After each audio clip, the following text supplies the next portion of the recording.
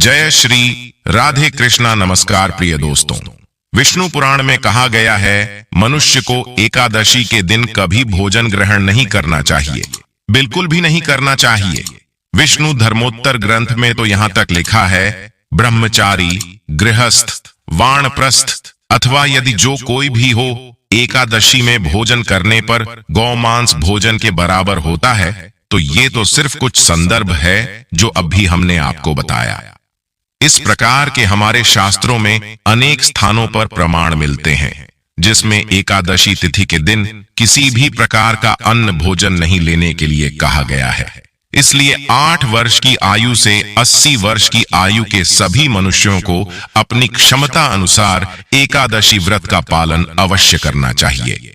दोस्तों, आज की वीडियो में हम बात करेंगे एकादशी व्रत अगर आप पहली बार रखने जा रहे हैं तो किस दिन से आपको शुरू करना चाहिए। एकादशी व्रत का उद्यापन कब करें, एकादशी पर उद्यापन की विधि, एकादशी व्रत की पूजा विधि, क्या हम एकादशी पर तुलसी तोड़ सकते हैं, क्या हम पीरियड्स के दौरान एकादशी कर सकते हैं, क्या एकादशी को तुलसी में जल देना चाहिए, एकादशी का व्रत क्या खाकर तोड़ना चाहिए, एकादशी का व्रत कब से प्रारंभ करना चाहिए, एकादशी का व्रत क्या खाकर तोड़ना चाहिए, एकादशी व्रत करने का नियम क्या है, एकादशी का व्रत क्या खाकर तोड़ना चाहिए, एकादशी व्रत में कौन सा फल नहीं खाना चाहिए, एकादशी के दिन बाल धो सकते हैं क्या, एकादशी व्रत में कौन सा फल नहीं खाना चाहिए, क्या अविवाहित लड़की एकादशी का व्रत कर सकती है। तो एकादशी व्रत से संबंधित आपको सभी जानकारी इसी वीडियो में दी जाएगी। आपको कहीं जाने की जरूरत नहीं है, बस आप इस वीडियो को शुरू से लेकर अंत तक बिना भगाए जरूर देखें और एक बात को बहुत ही ध्यान से सुनें। आपके सारे प्रश्नों के जवाब एकादशी से संबंधित इसी वीडियो में मिल जाएंगे। दोस्तों, वीडियो शुरू करने से पहले एक बार पूरी श्रद्धा के साथ कमेंट सेक्शन में लिखें, जय श्री हरि विष्णु। भगवान हरि की कृपा आप पर सदैव बनी रहेगी। और वीडियो को लाइक करके हिंदू रिलीजियस टेल्स चैनल को सब्सक्राइब अवश्य कर लीजिए। दोस्तों, कहते हैं जो व्यक्ति अपने जीवन में व्रत रखता है, जिसमें विशेष रूप से एकादशी व्रत रखता है और निरंतर ये व्रत रखता है, तो एकादशी का व्रत ही उसे देवलोक दे सकता है, देवलोक देवता बना सकता है। सिर्फ एकादशी के व्रत की इतनी महिमा है, लेकिन आज के इस युग में रखने वाले रखते भी हैं और नहीं रखने वालों को कितने ही समझाओ उन्हें समझ में नहीं आता है। यह भगवान को धन्यवाद कहने का एक बहुत छोटा सा, बहुत सुंदर सा साधन है जो तुम्हें यह जीवन दिया, जो सुंदरता दी, जो उत्कृष्टता दी, सब कुछ जो दिया है, हमें उसे इस एकादशी व्रत धन्यवाद तो देना ही चाहिए। यह हमारा और आपका परम कर्तव्य है। मैं यह बात इसलिए कह रहा हूँ क्योंकि एकादशी व्रत जैसे आज भी हम लोग व्रत में इसका सबसे बड़ा दर्शन है कि हमारे शरीर को स्वस्थ करता है। अगर आप चाहते हैं कि आपके शरीर में कोई गंभीर बीमारी उन्नत ना हो तो आपको एकादशी व्रत रखना चाहिए। वैज्ञानिक और जैविक दृष्टिकोण से देखें तो एकादशी व्रत विषाक्त पदार्थों और अन्य हानिकारक अम्लीय रसायनों को हटाने में मदद करता है जो अक्सर अनियमित और गलत समय पर खाने के कारण बनते हैं, जो इस तेज तर्रार आधुनिक युग का उपहार है। एक जापानी वैज्ञानिक ने पाया है कि उपवास मानव शरीर के लिए बहुत फायदेमंद है। यह स्वस्थ कोशिकाओं को शरीर में कैंसर कोशिकाओं को नष्ट करने में मदद करता है। इस शोध के लिए वैज्ञानिक को नोबेल पुरस्कार से सम्मानित किया गया था। इसलिए आध्यात्मिक लाभों के अलावा एकादशी और अन्य व्रतों के भौतिक लाभ भी हैं। एकादशी व्रत साल में कुल 24 बार और महीने में 2 बार आता है। हर महीने पूर्णिमा के बाद की कृष्ण पक्ष और अमावस्या के बाद की शुक्ल पक्ष तिथि को एकादशी मनाई जाती है। माह में 2 एकादशियां होती हैं, अर्थात आपको माह में बस 2 बार और वर्ष के 365 दिनों में मात्र 24 बार ही नियम पूर्वक एकादशी व्रत रखना है। हालांकि प्रत्येक तीसरे वर्ष अधिक मास होने से 2 एकादश जुड़कर यह कुल 26 होती है। कृष्ण पक्ष में आने वाली एकादशी में व्रत करने से पूर्वजों और पितरों का आशीर्वाद प्राप्त होता है। वंश की वृद्धि के साथ संतान सुख की प्राप्ति भी होती है। इसी प्रकार शुक्ल पक्ष को पड़ने वाली एकादशी को व्रत करने से पितृमातृकाओं एवं मातृमातृकाओं को प्रसन्नता होती है और उन्हें मुक्ति मिलती है। कभी कभी एकादशी व्रत लगातार 2 दिनों के लिए हो जाता है। जब एकादशी व्रत 2 दिन होता है तब स्मार्ट परिवारजनों को पहले दिन एकादशी व्रत करना चाहिए। दूसरे दिन वाली एकादशी को दूजी एकादशी कहते हैं। सन्यासियों, विधवाओं और मोक्ष प्राप्ति के इच्छुक श्रद्धालुओं को दूजी एकादशी के दिन व्रत करना चाहिए। जब जब एकादशी व्रत 2 दिन होता है तब तब दूजी एकादशी और वैष्णव एकादशी एक ही दिन होती हैं। भगवान विष्णु का प्यार और स्नेह के इच्छुक परम भक्तों को दोनों दिन एकादशी व्रत करने की सलाह दी जाती है। दोस्तों, एकादशी के दिन दान करना अच्छा माना गया है। वृत्ति व्यक्ति को इस दिन सामर्थ्य के अनुसार वस्त्र, जल, आभूषण, आसन, पंखा और फल इत्यादि का दान करना चाहिए। मान्यता है कि इस दिन जल से भरे कलश का दान करने से बहुत अधिक पुण्य प्राप्त होता है। लेकिन इस दिन चावल और आटा को दान करना इस दिन निषेध है। यह दोनों चावल और आटा और अगले दिन द्वादशी के दिन दान करना चाहिए। दोस्तों, आइए जानते हैं एकादशी व्रत अगर आप पहली बार शुरू कर रहे हैं तो कब से शुरू कर चाहिए। दोस्तों, एकादशी का व्रत 2 तरह का होता है, नित्य और काम्य व्रत। जब आप नित्य व्रत करते हैं तो उसमें केवल आप भगवान की उपासना करते हैं और जो भी आप व्रत कर रहे हैं उसके लिए आप भगवान से कोई भी आशीर्वाद, मनोकामना नहीं मांगते हैं। इसे हम बोलते हैं नित्य व्रत। इसे हम किसी भी एकादशी से उठा सकते हैं। इस व्रत को उठाने का कोई नियम नहीं है। अब दूसरा व्रत आता है काम्य व्रत। हमारे जीवन में बहुत सारे तरह के दुख, तकलीफें, कठिनाइयां आती हैं। किसी के पास धन नहीं है, किसी के पास संतान नहीं है, किसी के जीवन में रोग सता रहे हैं, किसी के जीवन में दुख संपदा की कमी। कई ऐसी बातें हैं जिनको हम दूर करना चाहते हैं। इसलिए भगवान की शरण में जाते हैं, प्रार्थना करते हैं और व्रत करते हैं। अब हम चाहते हैं कि हमारे जीवन की जो भी समस्याएं हैं वह दूर हो जाएं, हमें हमारे मनोवांछित व्रत का फल मिले। तो इसे हम बोलेंगे काम्य एकादशी व्रत। एकादशी का व्रत शुरू ना करने के लिए 3 महीने बताए गए हैं। मलमास, पौष और भादों का महीना, तीनों महीनों में आप एकादशी का उपवास शुरू मत करिए। इसके अलावा दूसरे सभी महीनों में इस व्रत को शुरू कर सकते हैं, पर इसमें भी उसको 4 महीने बहुत ही श्रेष्ठ बताए गए हैं जिनमें कि आपको इस व्रत को अवश्य शुरू करना चाहिए। सबसे पहले हम बात कर लेते हैं मार्ग शीर्ष का महीना। इस महीने में दोस्तों उत्पन्ना एकादशी आती है, साथ ही साथ मोक्षदा एकादशी आती है। ऐसा कहा गया है कि एकादशी माता का प्रादुर्भाव उत्पन्न एकादशी के दिन से हुआ था, जिसके महत्व की कथा मैं बहुत ही जल्दी आपको बताने वाला हूँ। मैं आपको वैसे भी पूरा एकादशी को जो महत्व है वह बताने वाला हूँ। तो दोस्तों एकदम ध्यान से सुनिए। तो आप चाहे तो मार्ग शीर्ष महीने की उत्पन्ना एकादशी से एकादशी व्रत करने की शुरुआत कर सकते हैं। अगर आप इस महीने में नहीं कर पाते हैं तो आप चैत्र के महीने, वैशाख के महीने या माघ के महीने से एकादशी व्रत करना शुरू करते हैं तो यह महापुण्यदायी फलदायी होती है। आपकी मनोकामना जरूर पूरी होती है। साथ ही साथ दोस्तों हमें और भी 2 बातों का ध्यान रखना है जब भी आप व्रत को शुरू करें।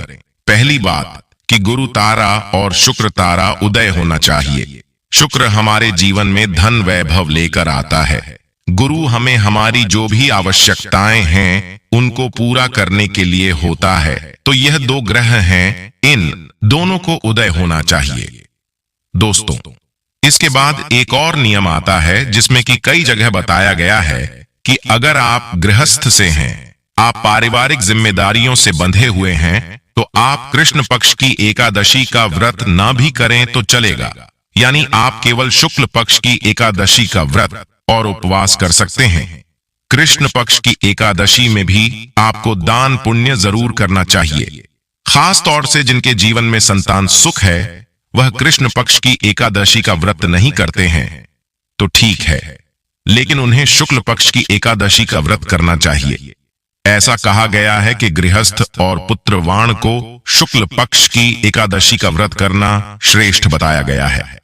पुत्रवाण से मतलब जिसके संतान हो। साथ ही साथ ऐसा कहा गया है, जैसे अगर आप सन्यासी हैं, विधवा है, या फिर आपके जीवन में संतान नहीं है, तब आपको दोस्तों दोनों एकादशी का व्रत करना चाहिए। कृष्ण पक्ष और शुक्ल पक्ष दोनों एकादशी का व्रत करना चाहिए। दोस्तों, यह तो समय हो गया जिसमें मैंने आपको बताया किन किन महीनों से एकादशी का व्रत आपको शुरू करना चाहिए और आपको किन किन बातों का ध्यान रखना चाहिए। आइए अब जानते हैं। एकादशी व्रत की पूजा विधि। एकादशी के दिन आप जब व्रत रखें तो सुबह जल्दी उठकर घर की साफ सफाई करके स्नान करें और इस दिन भगवान विष्णु का पूजन पीले रंग की सामग्रियों से जरूर करें। भगवान को स्नान कराकर पीला चंदन लगाएं, पीले पुष्प अर्पित करें और पीले ही रंग के फल या पीले मिठाइयों का भोग भगवान को आज के दिन लगाना चाहिए। सुबह को धूप दीप जलाकर भगवान विष्णु के मंत्रों का जाप करें। ओम नमो भगवते वासुदेवाय नमः, ओम श्री विष्णवे नमः, या फिर हरे कृष्ण मंत्र का जाप भी आप सच्चे मन से कर सकते हैं। साथ में महालक्ष्मी जी का पूजन करें। भगवान श्री कृष्ण का पूजन आज के दिन करें। व्रत की कथा पढ़े सुने और अपना व्रत प्रारंभ करें। सुबह को आप केवल फलों का ही भोग भगवान को लगाए। इसके अलावा आप मेवा का भोग भी भगवान को अर्पित कर सकते हैं। दिन भर उपवास रखें। शाम के समय एक बार फिर से विधि विधान से पूजा करें। भगवान को आप दोनों ही समय भोग लगाएं और साथ में तुलसी पत्र जरूर रखें। अगले दिन शुभ मुहूर्त में व्रत का पारण करने से पहले पूजन करें। दान की सामग्रियों का पूजन करें और अपनी सामर्थ्य के अनुसार, जैसी आप श्रद्धा सामर्थ हो उसके अनुसार ही दान करें। व्रत का पारण तुलसी पत्र और जल से ही आप करें। सबसे शुभ माना जाता है जो लोग व्रत का पारण करते समय तुलसी पत्र मुख में रखते हैं, उनके सभी पापों का नाश हो जाता है और उनका व्रत भी भगवान विष्णु स्वीकार करते हैं। तुलसी पत्र के अलावा भगवान विष्णु को बेर आंवले भी अर्पित कर सकते हैं। अब बात करते हैं पारण में क्या और कैसे करना है। एकादशी के व्रत को समापन करने को पारण कहते हैं। एकादशी व्रत के अगले दिन सूर्योदय के बाद पारण किया जाता है। एकादशी व्रत का पारण द्वादशी तिथि समाप्त होने से पहले करना अति आवश्यक है। यदि द्वादशी तिथि सूर्योदय से पहले समाप्त हो गई हो तो एकादशी व्रत का पारण सूर्योदय के बाद ही होता है। द्वादशी तिथि के भीतर पारण न करना पाप करने के समान होता है। एकादशी व्रत का पारण हरिवासर के दौरान भी नहीं करना चाहिए। जो श्रद्धालु व्रत कर रहे हैं उन्हें व्रत तोड़ने से पहले हरिवासर समाप्त होने की प्रतीक्षा करनी चाहिए। हरिवासर द्वादशी तिथि की पहली 1/4 अवधि है। व्रत तोड़ने के लिए सबसे उपयुक्त समय प्रातःकाल होता है। व्रत करने वाले श्रद्धालुओं को मध्याह्न के दौरान व्रत तोड़ने से बचना चाहिए। कुछ कारणों की वजह से अगर कोई प्रातःकाल पारण करने में सक्षम नहीं है तो उसे मध्याह्न के बाद पारण करना चाहिए। एकादशी और द्वादशी तिथि के दिन घर में शुद्ध सात्विक भोजन बने। एकादशी के दिन चावल का प्रयोग नहीं किया जाता है। महिलाओं को इस दिन सर से स्नान नहीं करना चाहिए। एकादशी के दिन तुलसी जी में जल अर्पित नहीं किया जाता है। आइए अब जानते हैं एकादशी की उद्यापन विधि। लेकिन दोस्तों, अभी तक आपने इस वीडियो को लाइक नहीं किया है तो वीडियो को लाइक करके चैनल को सब्सक्राइब अवश्य करें। आइए जानते हैं व्रत की उद्यापन की संपूर्ण विधि के बारे में, जिसे स्वयं भगवान श्री कृष्ण ने धर्मराज युधिष्ठिर को बताया था। एकादशी के व्रत उद्यापन की संपूर्ण विधि के बारे में हमारे हिंदू धर्म में बहुत सारे व्रत रखे जाते हैं और व्रत तभी पूर्ण होते हैं जब उनका विधिवत उद्यापन किया जाए।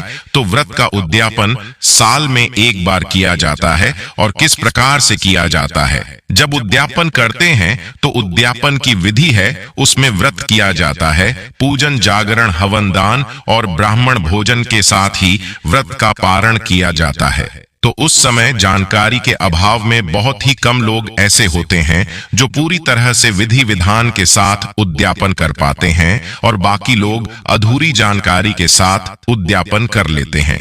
तभी कहते हैं कि कभी कोई विशेष मनोकामना पूर्ति के लिए आप व्रत रखते हैं तो यही कारण है कि आपकी मनोकामना पूर्ण नहीं हो पाती है। हर व्रत की जो उद्यापन विधि है उसका अलग अलग शास्त्र सम्मत विधि विधान होता है। तो इसी तरह से शुक्ल पक्ष और कृष्ण पक्ष की एकादशी का उद्यापन करने के लिए जो विधि है वह इस प्रकार है। कृष्ण पक्ष की एकादशी का व्रत कृष्ण पक्ष की एकादशी में और शुक्ल पक्ष की एकादशी का उद्यापन शुक्ल पक्ष की एकादशी में ही रखना चाहिए। अगर आपने दोनों पक्षों के सभी 24 एकादशी व्रत या अधिमास होने पर 26 एकादशी के व्रत किए हैं तो फिर आप किसी भी पक्ष में एकादशी का उद्यापन कर सकते हैं, लेकिन कभी भी चौमासे में या चातुर्मास में एकादशी व्रत का उद्यापन नहीं करना चाहिए। तात्पर्य यह है कि चातुर्मास यानी कि आषाढ़ शुक्ल एकादशी से लेकर कार्तिक कृष्ण एकादशी में कभी भी व्रत का उद्यापन नहीं करना चाहिए। शास्त्रों के अनुसार एकादशी का उद्यापन पूरे 2 दिन का कार्यक्रम होता है, यानी कि जिस तरह से आप एकादशी का व्रत रखते हैं तो उसी तरह से आपको विधि विधान से पूजा भी करनी होती है।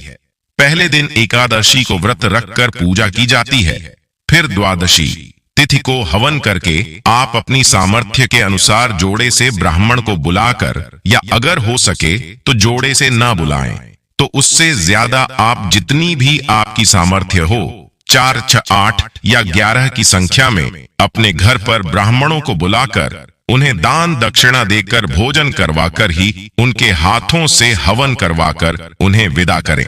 आइए अब जान लेते हैं एकादशी व्रत के नियमों के बारे में। लेकिन दोस्तों, वीडियो को अभी तक आपने लाइक नहीं किया है तो वीडियो को लाइक करके चैनल को सब्सक्राइब अवश्य कर ले दोस्तों। ऐसा कहा गया है कि इस व्रत को करने के लिए दोस्तों व्रत की शुरुआत दशमी तिथि के दिन से होती है। दशमी, एकादशी और द्वादशी 3 दिन का यह व्रत है। तो दोस्तों, दशमी तिथि का जो दिन का आखिरी समय होता है जब सूर्य अस्त होने वाला होता है तभी से यह व्रत शुरू हो जाता है। इसके बाद दोस्तों जैसे आप जो भी भोजन करेंगे, दशमी तिथि के शाम के भोजन के बारे में बता रहा हूं दोस्तों, जिसमें कि आपको दोस्तों चावल बिल्कुल नहीं लेना है। और दशमी तिथि के दिन अगर आप गृहस्थ हैं तो जब आप आसमान में जैसे तारे उदय हो जाएं, उस समय पर आप अपना भोजन ग्रहण कर लीजिए। अगर आप सन्यासी हैं या विधवा है तो आप और जल्दी इस भोजन को ग्रहण करें, करीब 5 बजे के आसपास। इसके बाद दोस्तों रात में आपको बिल्कुल भी भोजन ग्रहण नहीं करना है। आपको दशमी तिथि के दिन अपने व्रत की शुरुआत करनी है। और दोस्तों इस दिन पर जौ, गेहूं, मूंग और शक्कर, सेंधा, नमक, काली मिर्च और घी से बना हुआ भोजन आपको ग्रहण करना है।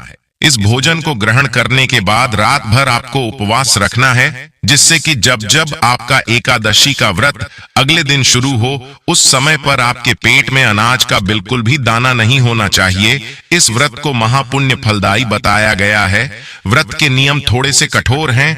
ऐसा कहा जाता है दोस्तों, अगर आप एकादशी का व्रत निर्जला रखते हैं तो आपको कई गुना उसका फल प्राप्त होता है। अगर आप दोस्तों निर्जला उपवास नहीं रख सकते तो फलाहार करके उपवास रखते हैं, यानी फल, जिसमें कि दोस्तों बताया गया है आम, केला, अंगूर, बादाम, पिस्ता, इन्हें अमृतदायी फल बताया गया है। इन फलों को खाकर आप इस उपवास को रख सकते हैं। एक समय दोस्तों शाम के समय आप नमकीन फलाहार भी कर सकते हैं। अगर आपका शरीर साथ नहीं देता, जिसमें कि आप सिंघाड़े के आटे की पूरी आलू के साथ बना सकते हैं, जो भी सिंपल फलाहार है वह करिए।